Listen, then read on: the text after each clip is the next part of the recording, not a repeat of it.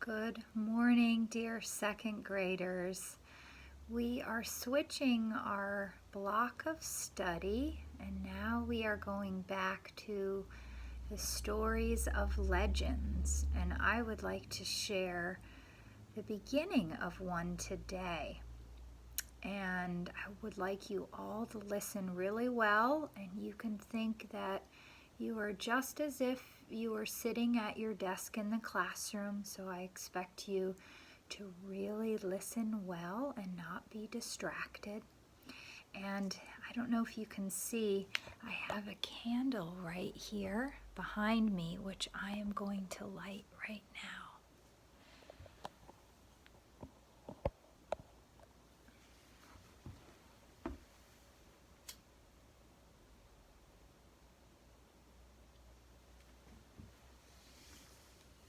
So you can see the candle's lit. And I will start. A long, long time ago, there lived a very wealthy cloth merchant by the name of Peter Berardoni, but everyone knew him as the Jolly Berardoni. He was Italian and very loud. He had a lovely wife named Pico. And Berardoni and Pico had a very delicate small son named John. And like many children, this small little baby was given a nickname at a very young age. Now, John's father, Berardoni, would travel from Italy to France, and in France he would buy the softest, most beautiful cloths and silks. And when he would return back to his home, very joyfully, he would rush through the doors of his house and call out, "Mio Pico, where are you, my wife?" And he would call to his son, "Little Frenchman." And often he would call his son, "Lil Francesco." And Francesco, as we say, is Francis. And this name Francis stuck, and all of the people of the household began to name this little baby Little Frenchman or Francis. Now, Berardoni, when he returned back from his travels, would take Francis in his arms and he would throw him up in the air, catching him carefully, and then he would place him in his lap. And he would tell him about all of the people he met on his journey to France and the things that he saw. And Francis loved to hear his stories.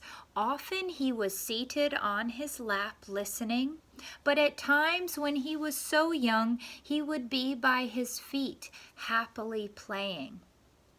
Now it came to pass that one time, Berardoni shared with his wife Pico and his son Francis about two very strange men.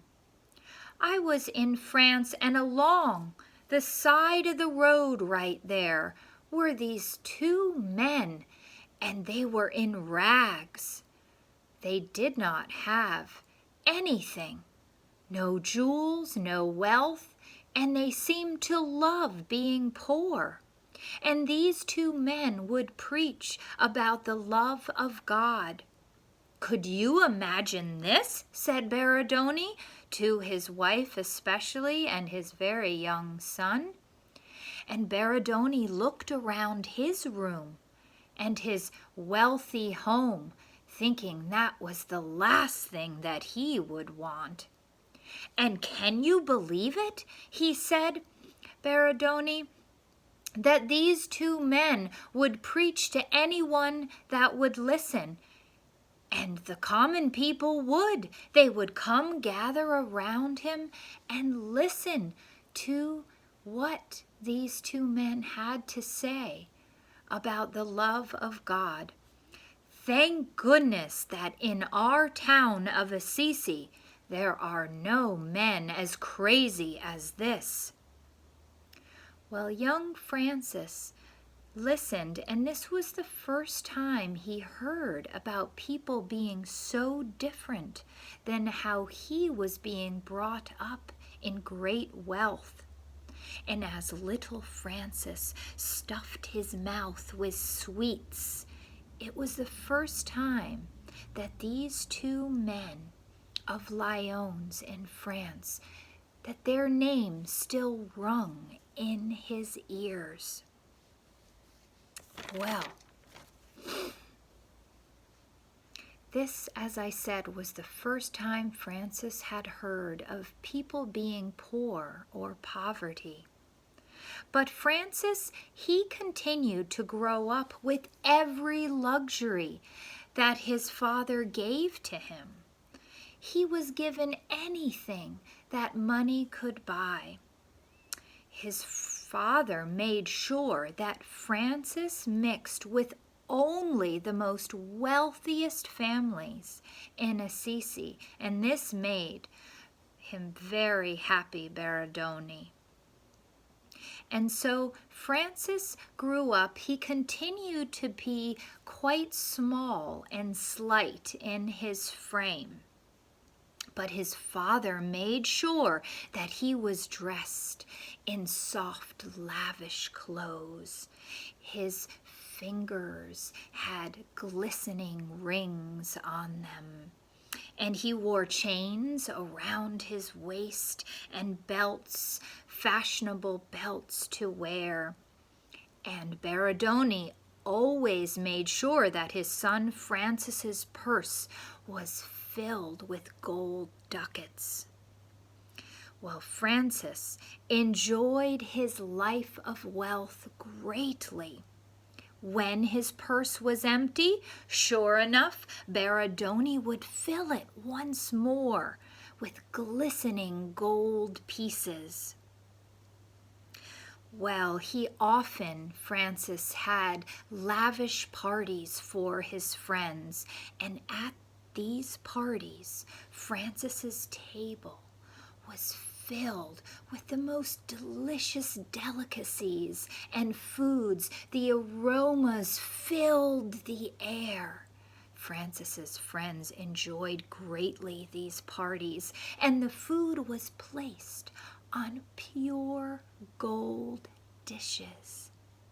Francis especially loved sweetmeats, which he gobbled up.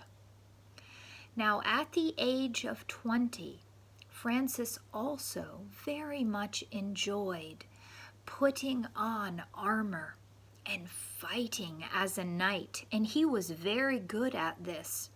And so when his town of Assisi got into an argument with another town, soon there was a great battle. And Francis did not hesitate to put on his armor. He jumped on his horse and galloped away to fight in the battle. Well, before he could fight, he was taken as prisoner for many months. He stayed as prisoner, but soon the fighting ended and the two towns were able to find peace. Francis was released as a prisoner, and he happily, still wearing very fine, lavish clothes, got back on his horse and returned back to Assisi. Francis knew his mother and father would praise him for being so courageous as a prisoner. However, something changed in Francis, and when he returned to the gates of Assisi, of his own town, he saw beside the town an old man. And this old man he recognized as a fellow soldier like himself. However, this old man had fallen on hard times. He had dirt under his fingernails. His face was covered in dirt. His hair was ragged. He had rips in his clothes. He looked disheveled. Well, Francis did not see any of that. He remembered this man as a brave and courageous soldier.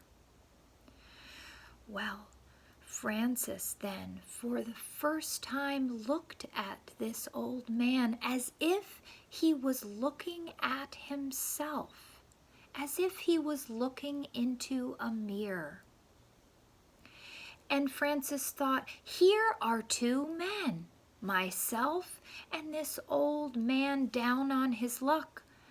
But we are the same. One has gray hair and is old. The other, myself, has brown hair and I am young.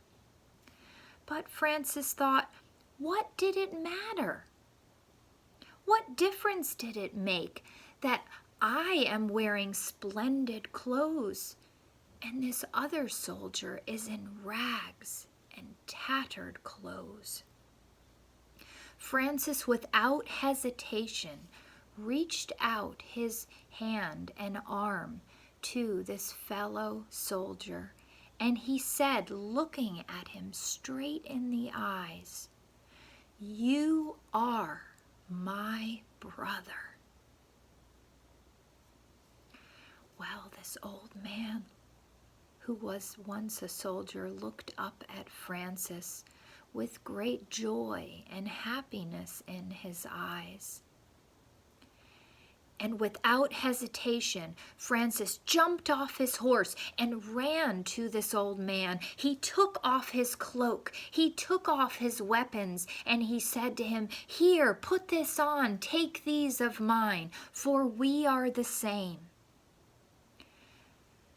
Now, when Francis returned to his home that night, he had a dream. And in that dream, he was walking in a great hall.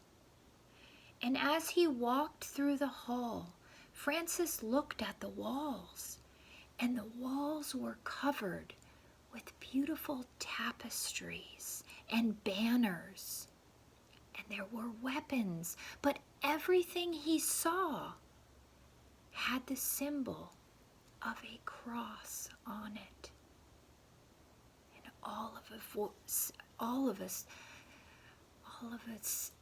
second, Francis heard his name being called. "Francis, Francis, all of these are for you and your soldiers." Immediately, Francis woke up from his dream, still with this voice ringing in his ears. What could this dream mean? Francis thought, and he pondered it day in and day out. What did that symbol mean of the cross, and what did that voice mean by saying, "These are your soldiers"? But who are my soldiers? Francis thought. Well, he would find the answers soon enough to his dream.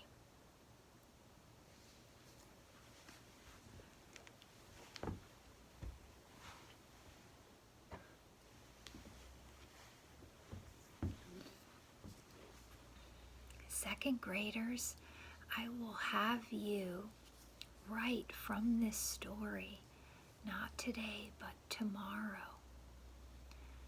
And I hope you listened really well. I will continue the story of St. Francis.